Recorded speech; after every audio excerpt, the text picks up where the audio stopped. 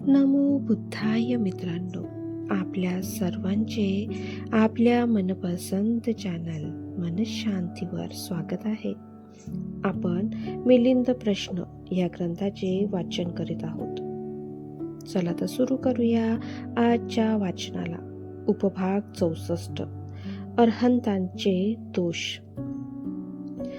भंते नागसेन, अर्हंत कधीतरी आपल्या उद्देशापासून विचलित होऊन खालच्या थरावर उतरू शकतो का? महाराज, अर्हंत कधीच आपल्या उद्देशापासून विचलित होऊन खालच्या थरावर येत नाही. त्याचे चित्त कधीच अनविहित होत नाही. भंते, अर्हंताकडून कधीतरी काही अपराध घडू शकतो का? होय महाराज, घडू शकतो. भंते, ते कसे काय? कुटी बनविताना विकास कालास उचित काल समजण्यात, प्रवारितास अप्रवारित समजून घेताना, जे अतिरिक्त नाही त्या अतिरिक्त समजताना अर्हंताकडून अपराध घडू शकतो.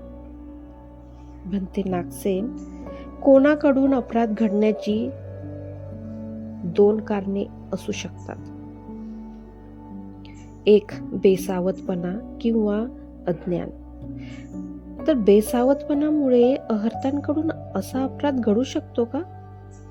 नाही महाराज, जरी त्यांच्याकडून अपराध घडत असला तरी त्यांचे चित्त जागरूक राहते. भंते, हे कसे काय होऊ शकते? कृपा करून एखादे उदाहरण देऊन सांगा. महाराज, अपराध 2 प्रकारचे असतात. 1. वाईट काम करणे आणि 2. भिक्षूंच्या नियमांविरुद्ध आचरण करणे. एक वाईट काम कोणते आहे? 10 प्रकारची पापे ही आहेत. 1. जीवहिंसा, 2. चोरी, 3. व्यभिचार, 4. खोटे बोलणे, 5. चुगली सांगणे, 6. कठोर बोलणे, 7. थापा मारणे, 8. लोभ धरणे, 9. द्वेष करणे आणि 10. मिथ्या दृष्टी म्हणजे खोटी धारणा. ही कामे वाईट आहेत. भिक्षू नियमाविरुद्ध आचरण करणे म्हणजे काय? भगवान बुद्धांनी जन्मभर भिक्षू लोकांनी आचरण कसे करावे म्हणून काही नियम तयार केलेले आहेत. त्या नियमांविरुद्ध भिक्षूंनी आचरण केले असता वाईट समजण्यात येते. परंतु सर्वसाधारण उपासकांकरिता असे बंधन नाही. महाराज, गृहस्थ उपासकांनी दुपार टळून गेल्यानंतरही भोजन केले तरी त्यात कोणताच अपराध मानला जात नाही. परंतु भिक्षू लोक मात्र असे करू शकत नाही.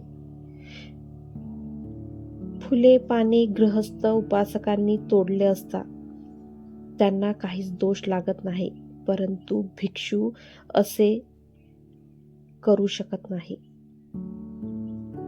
जलक्रीडा करण्यात गृहस्थ उपासकांना काहीच दोष लागत नाही. परंतु भिक्षू लोक तसे करू शकत नाही. महाराज, याप्रमाणे अशा कितीतरी गोष्टी आहेत ज्या गृहस्थ उपासकांनी केल्या असता त्यांना काहीच दोष लागत नाही. पण भिक्षू लोक तसे करू शकत नाही.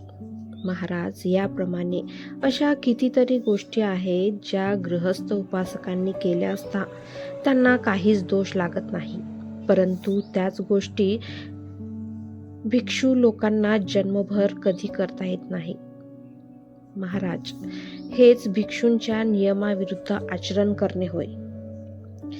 महाराज, जी काही वाईट कामे म्हणून समजली जातात ती अर्हंत कधीही जन्मभर करू शकत नाही. तथापि कधी कधी अजाणता भिक्षू नियमांविरुद्ध त्यांच्याकडून आचरण घडू शकते. सर्वच अर्हंतांना सर्व नियमांचे ज्ञान नसते.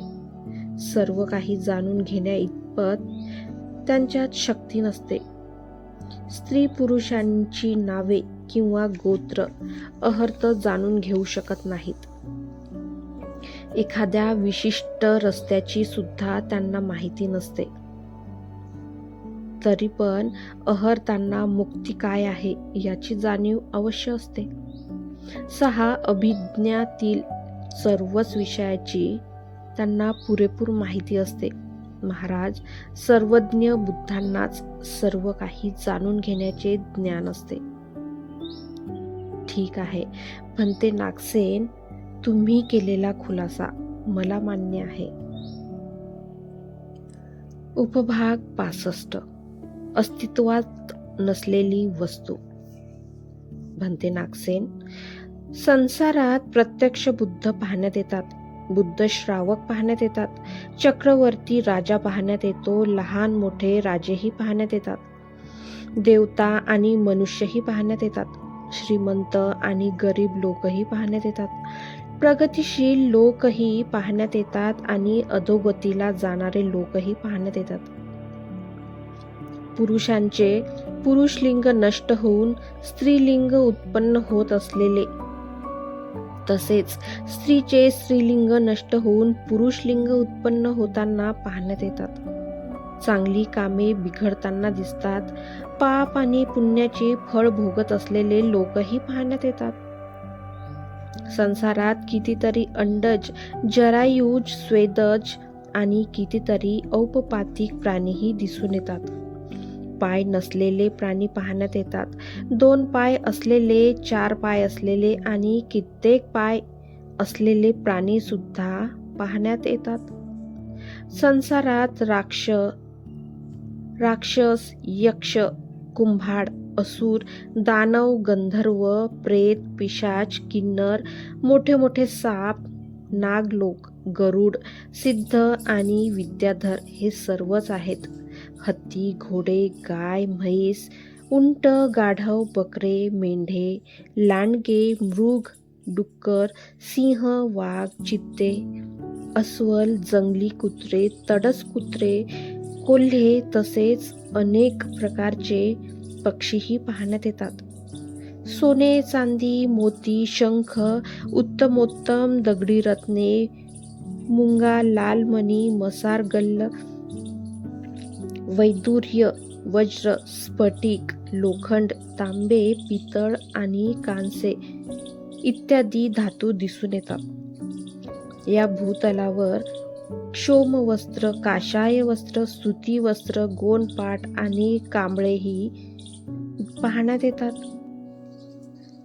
शाली, धान, जऊ, कुटकी, दोदू, बरका, गहू, मूग, उडीद, तीळ, कुळथा इत्यादी अनेक प्रकारची धान्यही दिसून येतात. मूळ, गंध, सार, पापडी गंध, साल गंध, पानाचा सुगंध, फूल गंध आणि असेच कितीतरी सुगंध आहेत. गवत, वेली, झाडे, मोठे वृक्ष, औषधी आणि अशा अनेक वनस्पती सुद्धा आहेत. नद्या, पर्वत, समुद्र आणि कासवे इत्यादी संसारात सर्व काही आहे. परंतु भंते, संसारात कोणती वस्तू नाही ते कृपा करून आपण सांगू शकाल का? महाराज, संसारात 3 गोष्टी नाहीत, त्या येणेप्रमाणे. 1. संसारात अजर अमर असे सचेतन किंवा अचेतन काहीही नाही. 2. कोणतेही संस्कार नियम नाहीत. आणि 3. परमार्थता, जीव किंवा आत्मा नावाची अशी कोणतीही वस्तू अस्तित्वात नाही. महाराज, या जगात ह्या 3 वस्तूंचा पूर्णतः अभाव आहे. ठीक आहे भंते नागसेन, तुम्ही अगदी अचूक असेच सांगितले. मित्रांनो, आजचे वाचन आज आपण इथेच थांबवूया. धन्यवाद. नमो बुद्धाय.